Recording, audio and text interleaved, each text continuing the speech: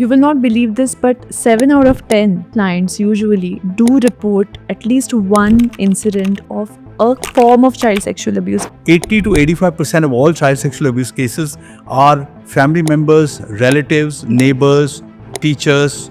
So at that time, there was literally nobody to protect them. Even when they would tell their parents, the parents would not trust them or believe them. If a child makes an accusation against a person, the child doesn't have to prove it. What should parents do to create that environment? Gender roles are assigned from very small. I mean, parents think they will get a doll for the girl and a tar for the boy. And typically in a family, there is one perpetrator who has everybody in their radar. There is a gap between people like you who do work on this and the actual requirement, which is thousands and thousands. It is. You know.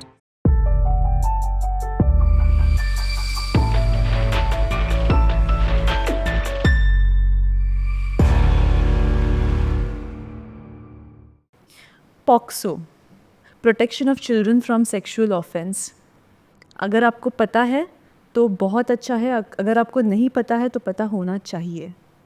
1098, ये number, whether or not you have children, you should know. This is a number of Childline which helps children in distress, especially children who are experiencing or going through abuse. And SBCC, which means Social Behavioral Change and Communication. If you don't know, then we are about to know more about it. But today is a very special episode on these very grave issues that our society has been facing for a very long time, is facing, and we hope our society does not continue to face these issues in the long run, which is child sexual abuse, which is also change that needs to be brought about in teenagers, adolescents, individuals, and also communities around those individuals, to the extent of policy making and our judiciary even. So let us welcome a very, very special guest, Mr. Nishit Kumar, who has been one of the luminaries in the field of not only mental health, but even filmmaking, advertising, and in the development sector. Welcome, Mr. Nishit Kumar. Thank you, Sonal. Thank you so much. You have been one of the people who have been instrumental in introducing the POSCO. So how was that journey for you? It's a long journey. Yeah. So yes, I was in advertising. You know, I always say it's in my previous birth now. 15 years in advertising, did a lot, won both national and international awards. And then I went back to the corporate sector, you know. So I went to the corporate sector, but this time I chose my sector carefully. And I went into the ITES, so IT-enabled services sector. So that's what I was doing. And until the tsunami came along. And I got a call from ActionAid, who I'd never heard of, but it was an international NGO. And they introduced themselves and they said somebody had referred my name to them because I did motivational workshops for young people. So they said that their team was in Chennai following the tsunami and that they wanted help. So I went to Chennai, and what I saw on the beaches there was my moment of epiphany. Yeah. You know, there were hundreds and thousands of NGO workers there, without hotels, without proper food, but working tirelessly. And my thinking was that, you know, even the corporate sector, even if you pay huge amounts of money, you won't get that kind of passion. So I then went and spent a day with my mentor and guru, Dr. Varghese Kurian in Anand. Dr. Varghese Kurian of the Milk Revolution fame. And I had the privilege of working with him during my days in advertising, you know. And after that discussion, I gave up the corporate sector completely. So for 5 years thereafter, I did pro bono volunteering for a number of causes which I picked up, you know, girl child, mentally challenged children, senior citizens, governance, a number of such causes. And one fine day, somebody told me, you know, there's a child helpline and they run a telephone helpline. And I said, really? That must be like a call center setup. And I know IT and telecom very well. So I went there, and it was in a municipal school building at Nana Chowk. And I went there, and there was a young lady who was the executive director, and she took me to the Nair Hospital, where there was a small 8 by 8 room where two push-button phones were there, and calls would land on that, and somebody, one of the persons there would pick up the phone and say, "Main aa raha hu," and go help children. Right. So I told her this is 2005. India is split into telecom circles. There are digital exchanges, portable digital exchanges. So the plug-and-play kind of telephone exchange no longer works. Correct. So you need to have an merger of telecom and IT. And where is your IT network? And she essentially told me that, look, we don't know all this, but if you do, come and help us. So Childline was in 18 cities at that time and had about 5 lakh calls a year, so on. But I joined Childline, and 3 or 4 months later, the lady, told me that, look, if you work for children, you work for everyone. And she persuaded me to give up all my other, commitments and join Childline full time. And that's when my journey in Childline started.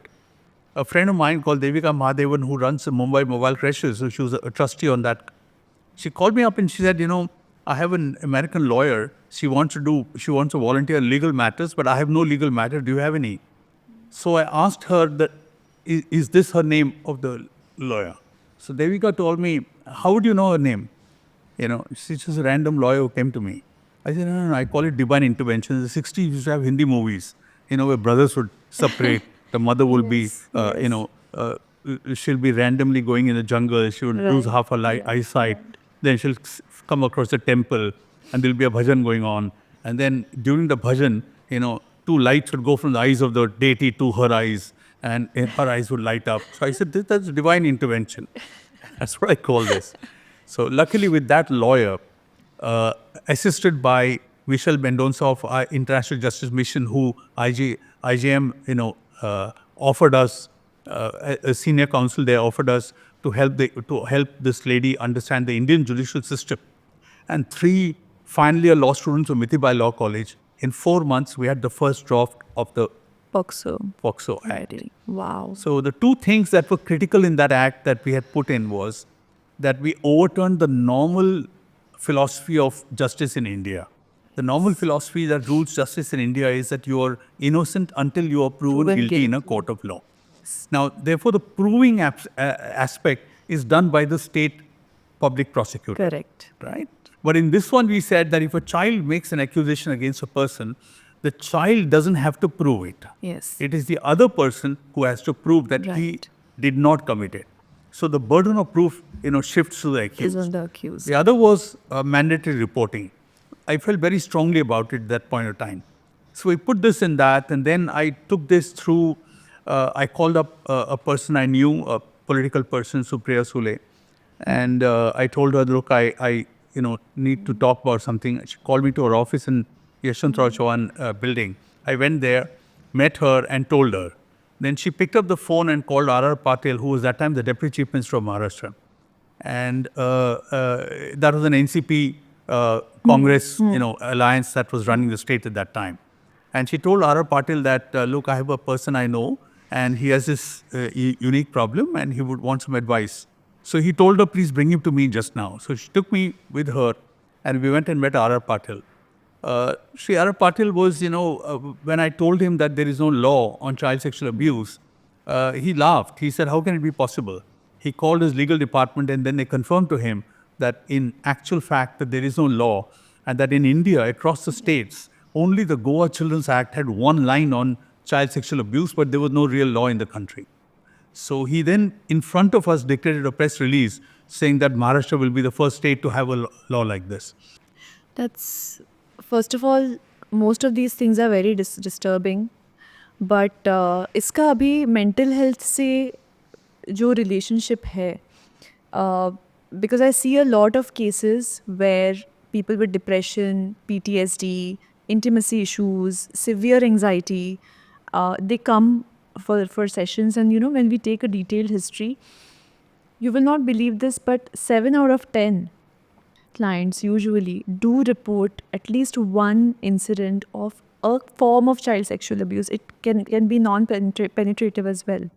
And most of these incidents happen around family members, neighbors, friends. Some are even direct blood relation, like real brother or sister, real sibling, father, mother, right? And their mental health for so many years takes a toll, because most of the times these children feel that it is their fault and it is their mistake that something like this happened. First of all, there is no awareness that this is wrong in the beginning, right? But as you grow older, as they grow older and they understand, okay, this is something that was wrong, that happened. So these are now adults. These people are now adults, and of course, POCSO came in 2012. So at that time, there was literally nobody to protect them. Even when they would tell their parents, the parents would not trust them or believe them, right? Especially if it is a family member, right? So after 2012 and before 2012, have you seen any change in the uh, scenario where children are coming up? Of course, you have mentioned that a lot of people did call when Satyamev Jayate was on. But what after that? Sonal, you're absolutely right. First of all, child sexual abuse is not a one-off thing. Yeah. It's a myth that the children will forget about it. Yeah. It leaves a lifelong impact on the child. A friend of mine, Anuja Gulati, she runs a NGO in Delhi called Rahi, which deals with adult survivors of sexual abuse. And she tells me the kind of cases they have, and they're exactly the same kind of stuff that you're saying. Yes. So, and it's also a myth that only strangers commit such crimes. 80 to 85% of all child sexual abuse cases are family members, relatives, neighbors, teachers, people who know the child and see the child regularly. Yes. That's how a child is targeted or groomed for sexual abuse by. So you're absolutely right on that.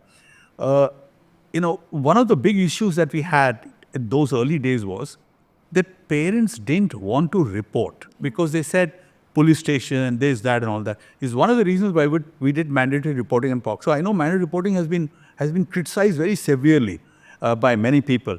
I used to be called by doctors' forums and put in on the stage and said he's responsible for that. But our contention is that sexual abuse is a socio-economic problem. It has economic aspects to it, but it has social aspects to it, and that there are cultural undertones that will prevent people from going. Nobody wants to go to the police station, So what should you do, in such cases? Now, in the law, we built in several aspects. Over the 4 years that the law draft, was fed by suggestions from around the country, we had things like who would take a statement. For example, a lady police inspector wherever possible, in civilian clothes only, not in police uniform, child not to be taken to a police station, child will come into a courtroom through a separate door. The court will be a child-friendly court with a curtain in between the child and the accused cannot see each other. Right. So we built in a whole lot of those things because of that reasoning. There was also a debate at that time, should we just amend 375 section rather than have a new act? So there were many people, even in our sector, who said, no, let's just amend 375. When you go to police station, they just want to know kaun sa section lagana hai. Right, right. But I personally was against it. My logic was that child sexual abuse is a crime within the family. People will not report. Yes. So it will only when NGOs take on the case that they will persuade families to come on and report.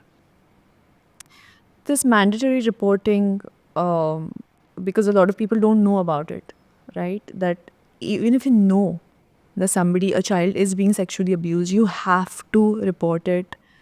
And if you fail to do so, even you can be punished. Yeah, 6 months. 6 months. Yeah. So a lot of people don't know about it. So it's good to kind of reiterate that. What should parents do to create that environment where the child can, it's not a very shameful or embarrassing issue to talk about. Correct. No, they should be simple. I told you we have a song. Right. In the song, we tell the children that the parts that are covered by your clothes are private parts. Correct. Nobody can see. So, parents should first be open about it. Give a vocabulary to children. Right. Don't use euphemisms and don't use all kinds of symbols. Right. Give a vocabulary. Children should know who can see or touch. Correct. They should know this. This much is what we want parents to do. Second thing is, parents should report when there is a sudden behavior change in a child. Suddenly the child starts bedwetting or sucking his thumb or saying, I will not go to that particular tuition teacher, or suddenly he doesn't want to play outside. Right, So right, this sudden change in behavior, so parents should suddenly start Pick up on these pick things. up on these things and make out. So Right. being aware of where your child is, who your child is with, who is seeing your child, simply being, aware. In Bombay, people live in apartments. You might be living on the 10th floor and the child goes down ground floor to play. There is no way you can see what's happening there. Absolutely. There's no way. So therefore, teaching the child, giving vocabulary, explaining to the child is very, very important. Who can see and touch your private parts? Who gives you a bath? Your mother can see. Or a doctor in front of a parents does an examination. So parents need to have an open mind about these things. Right. And parents need to not feel shy about things. You don't have to tell the child about sex. Nobody says children don't need to know. They need to have age-appropriate knowledge. Correct. I show the films, Monsoon Wedding clip and Hira clip in my training programs. Your child just goes to CP Goenka. I just done a program in CP Goenka, a 2.5-hour workshop for all the teachers and staff on child sexual abuse. And I show them these two clips. One from Hira film where Alia Bhatt is the heroine, and the other from Monsoon Wedding, in which there is a child sexual abuse. And I show them in both cases when disclosure happens, how relatives react. They accuse the person, you are a liar. Yes. You have imagination, all these things you're imagining. So when disclosure happens, so when we did our school program, we used to have a disclosure policy. If a child comes to a volunteer and says, Didi, mere saath ye uncle ne kiya, how to handle the disclosure? Great sensitivity, not to talk about it openly, to handle it, give the child courage and strength. Right. Listen to the child, what the child is saying. Right. So we used to give a whole training program on how to handle disclosures. Right. And it's not only about touch, even child pornography or using children's images. Absolutely. For, yeah. If you see Komal film, you see we have covered all that entire split of it. Everything. I've watched it. And no, it has covered everything. And it makes it very easy for everybody to understand what goes on. Now parents show it. I remember that school in Bangalore where the skating instructor did rape the 6-year-old child. Yeah. That school had not done a police verification on that skating instructor. 4 months prior to that, he had been sacked from another school for child sexual abuse. And he went to this big school, which is a branch of a big school from Bombay here, a private chain school. And he became a skating instructor. And within 4 months, he took a 6-year-old girl into a bathroom and had sexual abuse. When parents were so enraged, they took Komal film from YouTube and places and they made it viral. We never put it on WhatsApp, but the parents put it on WhatsApp. So once a parent knows, we've also seen one more thing in this.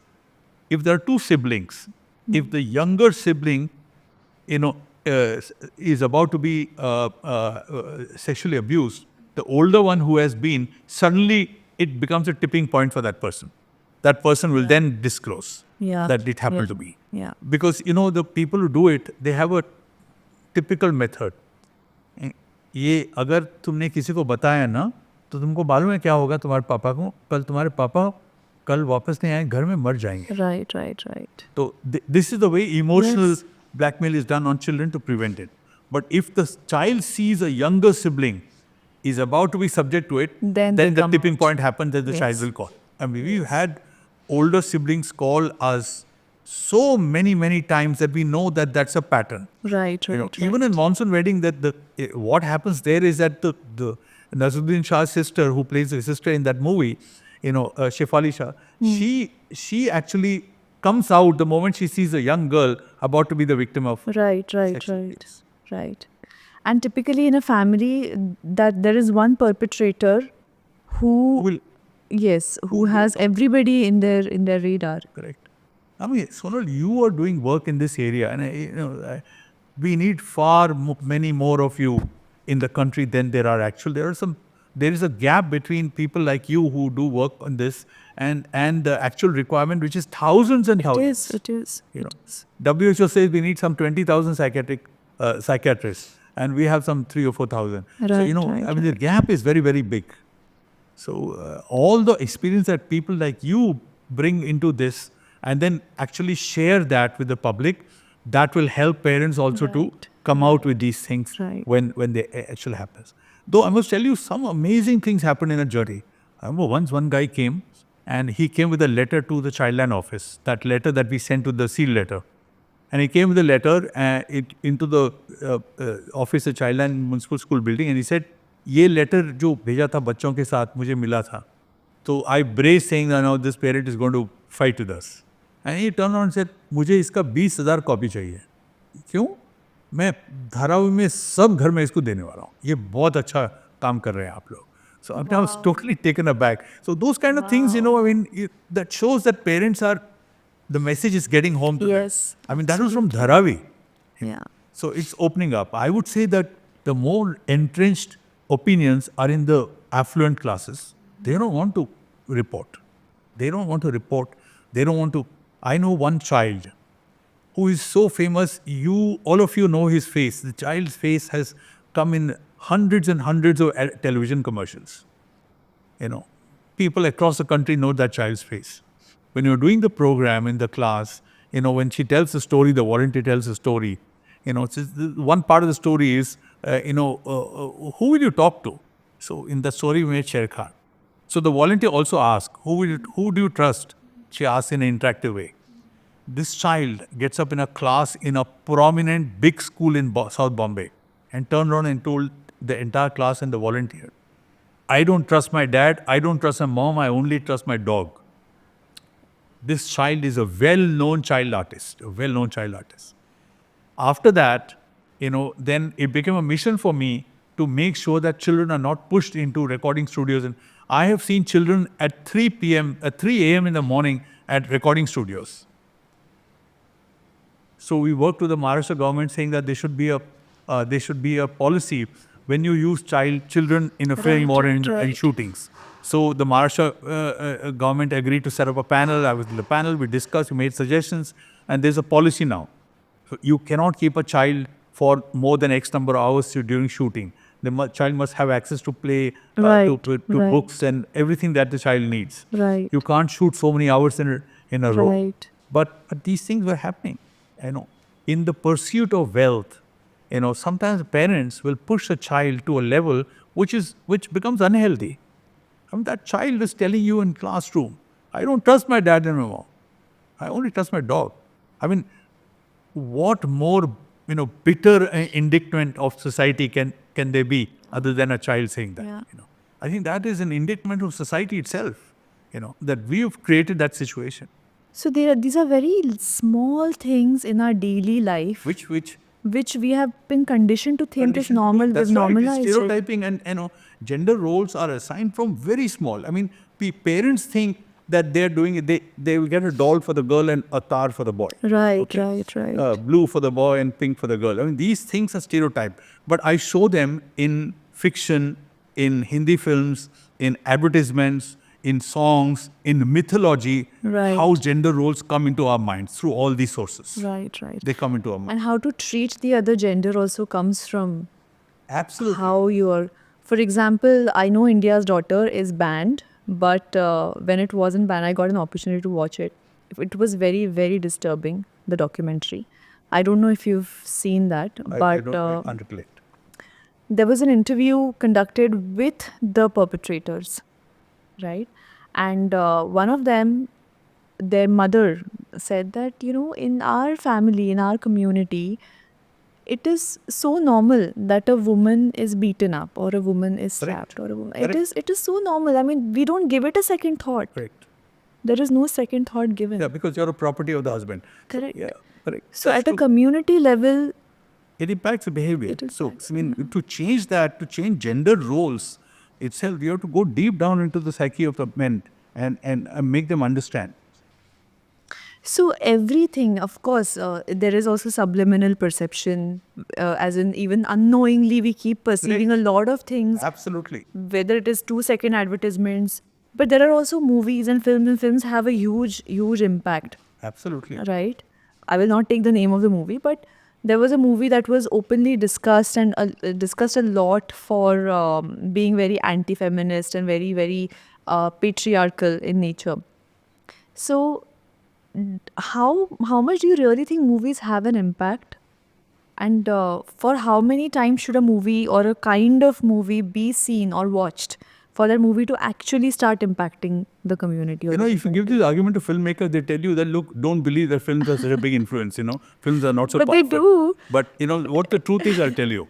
When The Angry Young Men came out in the 70s, okay, the entire country boys covered their ears with hair, after Amitabh Bachchan did. Right. When Rekha wore saris, which had a dark color fading into the lighter shade, what was called Dhoop Chao saris, the Dhoop Chao sari became a wave in the entire industry. Yes, absolutely. Whether it was hairstyle, Shadna cut, became a Correct. rage. So Correct. everything that the film did. Remember, those films came at a time when there was no internet, there was nothing else. So the film was something that you went and sat back in a chair in a darkened room and you saw this larger-than-life thing. How can it not impact you? Of course it impacted you. You came out in a daze. You want to be the hero who beat up 20 guys, to save your gal. Knowing that you couldn't do it at all, but in those 2 or 3 hours, it impacted you. Now they impact in a different way. Now you have reels in Yes. social media. Yes. And whether the reels are telling you the truth or not, you're no longer able to decipher. You perceive technology today. I mean, once upon a time, you saw a photograph and they said a photograph is worth 1,000 words because the photograph never lies. Today, you see a photograph of a natural, hillside and all that done by some real estate developer, and you know that this is maybe 1/4 of the acre, and beyond this is the ugly concrete jungle. You know that. You know today that photographs lie. Yes. And film is all about putting all kinds of technology together. Last night, one real thing came out on my thing when I was going through Instagram. It showed a Chinese girl dancing in front of a bullock that was up and down. And the bullock was just behind her. I said, how can it be? Then I looked at it, and the Chinese girl's feet were in air. So it has been superimposed. Yeah. There's no reality in these things. There is no People cannot make out. They cannot make out. We're talking about COVID because, yes, almost everybody, such a huge nation, educated, not educated, not everybody followed The process, right? process, absolutely. So that is a very good and very recent example of behavioral change. Somebody politician told them to bring out dishes and bajao thali, and they did. Yes. That is another behavioral. But talking about mental health, Bill Gates had mentioned that the next pandemic will be a mental health pandemic. It's not will be, it is today. It is today. In India today, we have a mental health pandemic. And the reasons are not hard. Ironically, one of the reasons for anxiety and stress is the cost of healthcare in India. During the pandemic, people had hospital bills of 20 lakhs and 30 lakhs. People who could not even afford 2 lakhs treatment earlier. And suddenly you are faced with a situation where the person will die. Yes. Or in the second wave, you could not get a hospital to tell the person, you get an oxygen cylinder. Right. We can't get. So Right. the reason for anxiety became the healthcare itself. The cost of healthcare became a reason for anxiety. In post-pandemic, this has continued to be. Today, medical insurance for a 60-year-old person, for example, a medical insurance of 25 lakhs Yes. would set him back by about 1 lakh rupees a year as premium alone. Easily. So this is a huge, reason for anxiety. So healthcare, then lifestyle is a reason. Then the pressures of modern life. Today, you no longer have a 9 to 5 workplace because the delineation between workplace and home has gone. Why? Because you have internet, you have mobile access, you're doing office work from home. So I have, last night I finished sending a document at 3 o'clock in the morning, So people are working through the night. They're sending, yesterday somebody sent me a message at 1 o'clock in the night and said, I'm sorry, it's an odd word, send a message, but I'm working. I said, okay, I'm also working. I told it. So, there is no line that differentiates between work and home anymore. Work, extends far beyond normal hours. And people do not know in work from home how to make that line. Right. How to make it. So this is a cause for anxiety. This is a cause for tension, for depression. I know people who get depressed when they have online meetings because they don't want to come on online in front of their. They feel they have to dress up or they have to put makeup on, and they don't want to. They want a black page. Then they're told, no, you must have put your video camera on. And so there is a whole lot of new reasons today in lifestyle for anxiety. More depression. isolation, less social support, Less social low support. Absolutely. frustration tolerance, pain tolerance. So there are a lot of reasons. The 2019 study, National Institute of National Health Survey of India, 2019, that's pre-pandemic, said that there were some 6 crore people depressed in the country. So that is pre-pandemic. Imagine what the figure is now. Absolutely. So today the mental health business is about a $3 billion business in India, and that excludes yoga and all those other alternate methods. therapies. Correct. Absolutely.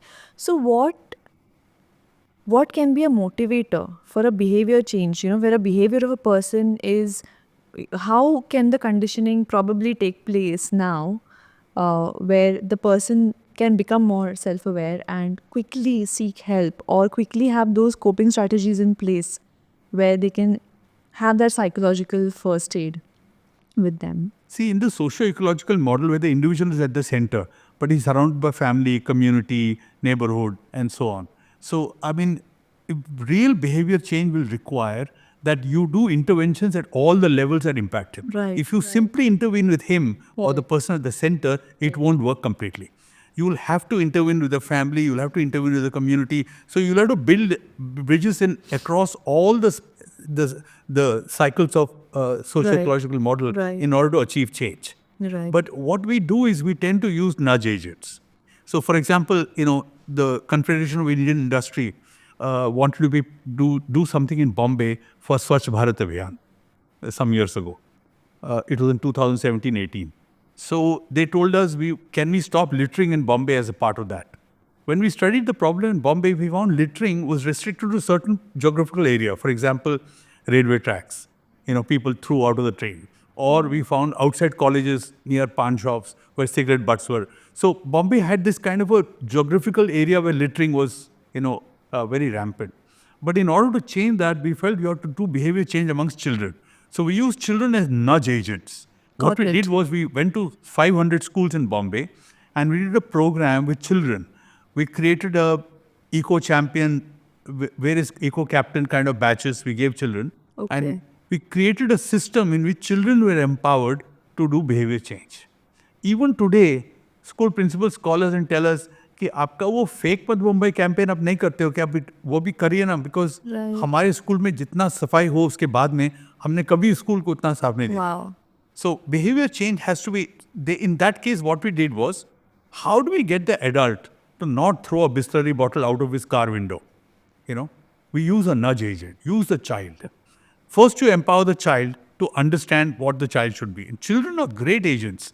If you talk to Bitu Sehgal of Sanctuary Magazine, he'll tell you that when I'm with adults, I feel dismayed. I think there's no future for environment in India. But when I'm with children, I feel I'm filled with hope.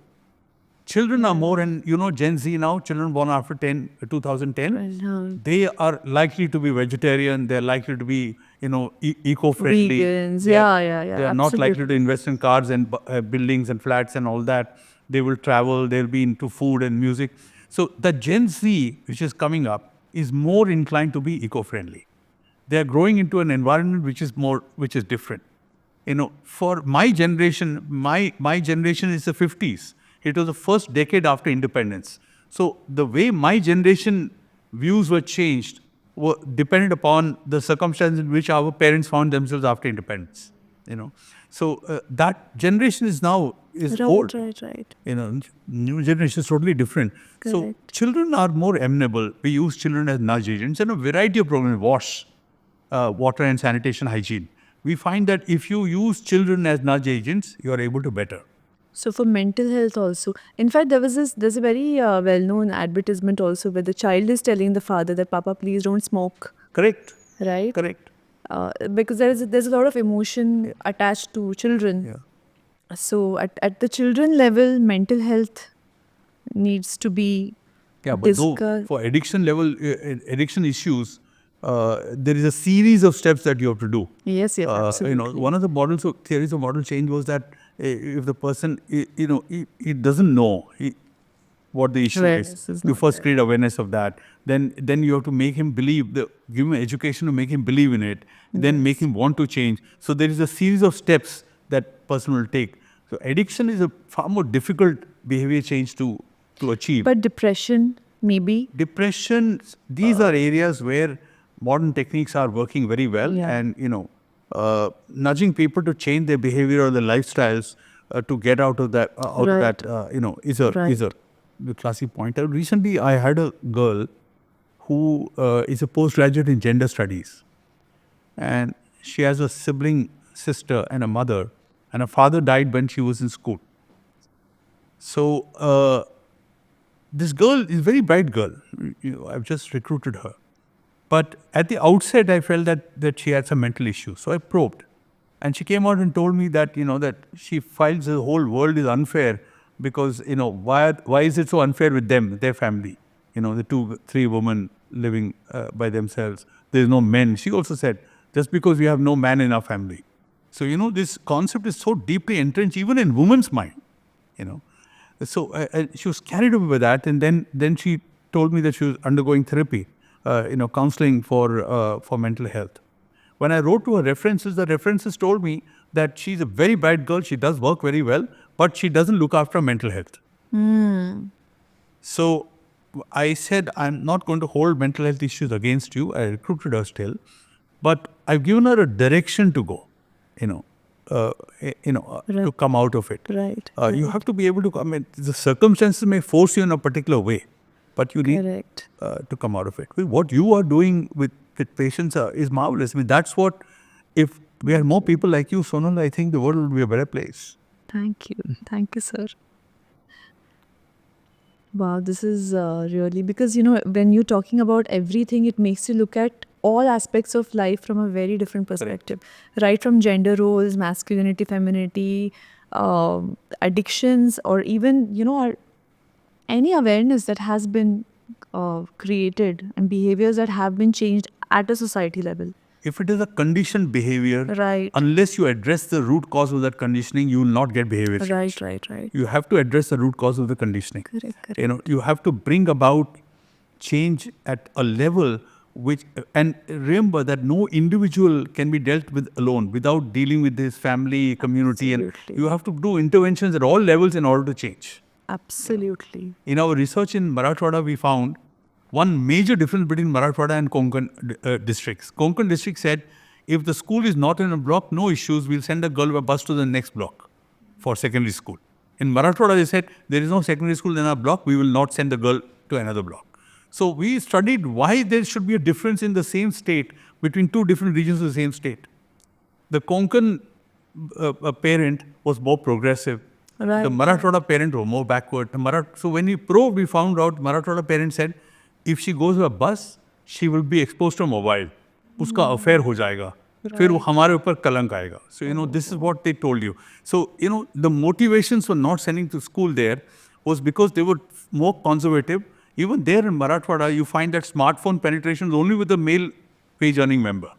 The females, the ladies of the house, they had the old-fashioned phones, not the smartphone. Right. Older The keypad. Yeah. Those kind of phones. So, the way the conditioning works there is different. So, we had to then work at that. So, without working at that aspect, so what we did was, we worked with the district administration. We said, okay, how can we provide safe transport to girls? How can I have police escorted transport systems to take girls? How can you do bicycles for them? So those are the solutions. Until you put that in place, you are not changing the attitude of the parents. Right. So So making it sustainable, easy, convenient for everyone, Yes. so that any objections that would come along the way are already taken care Taken of. care of. That's why you have to intervene with not just the individual, but you have to intervene with Right. the family, with the community, with the neighborhood, with the larger district areas. You know, you have to intervene in all areas to be able to impact that change in that person. Wonderful. I think this has been a very illuminating experience for me. Not really. You are already. No, truly. Because even, from a psychologist perspective also, when I look at things, uh, our focus is on the individual more and on their immediate family, of course. But to even expect that change can happen at a bigger level, and to even a nation level or world level, that seems a very far off Yeah, dream. because you're dealing with a case that comes in front of Yes, you. yes. So you're dealing with the symptoms of the case and how to deal with that symptoms.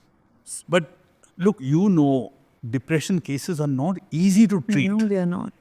I know one IIM Ahmedabad grad, Right. very bright girl. So, when we are talking about behavioral change, when it comes to mental health at a community level in India, especially, what are those 3 or 4 things, very specifically, that can be done? They are doable, and they can be done at a national level, where there is a proper strategy in place to bring about not only awareness but better mental health trend in the people of our country. So first of all, we must address mental health issues where they start. That is in our school system, in our education system. Right. So we believe that adolescent mental health in India is very acute. WHO says 24% of our adolescents are clinically depressed. When we go to schools, we do a standard psychology test Correct. to measure levels of anxiety, stress, and depression. And we find in a classroom of 40, 50 children, there'll be 60, 65, 70% children who are showing high levels in one of these three areas based on that test figures. This is where the ability to manage stress, anxiety, and depression needs to be inculcated first. This is where our anxiety, depression, stress starts in life. So the first element to do is address these issues and inculcate in the children an ability to manage emotions, to manage stress and anxiety better. Then second is when you in workplaces, whether it's in the public sector or private sector, whether it's in the services sector or manufacturing sector, the recognition that physical training, and conditioning, whether it's aerobics or whatever, has been there for a long time. But mental health has not been. It is only recent. Correct. But employers now need to understand that their workplaces can lead to stress, anxiety, and depression. And therefore, every workplace needs to have a mental health program as a preventive program. The third thing is that at the national level, our education system and the government needs to recognize that we need to produce far more mental health professionals than we are doing currently. So how do we put this? All public sector hospitals and healthcare centers should have dedicated mental health centers, and they should recruit mental health professionals. That will create more vacancies, and therefore the demand for the courses in mental health will go up because they see a job, a career in front of them. So mental health needs to be a major national focus. There is already, the government of India has woken up and recognized mental health. So all state governments are setting up mental health and recognizing mental health. But currently it's at the level of drawing board. I agree. It has to go into action. Absolutely. So your tolerance levels are better. Better, absolutely. You have healthy coping strategies in your first aid kit. Correct. And you can prevent yourself from going through a Absolutely. breakdown. It is possible, although we still have a long way to go. Yeah, of course it's Definitely it possible. is possible. Of I course it's possible. truly and really, from the bottom of my heart, urge whoever is watching or this episode to really try to at least pursue mental health, behavioral psychology, behavioral economics. There are a lot of professions that can change and shape the future of our country, and being a part of this profession can definitely prevent us from having a more out of control mental health pandemic. Thank you so much, sir. Thank you, Sonal, for For having me. It was being here. good to talk with you. Thank you so much. Thank you.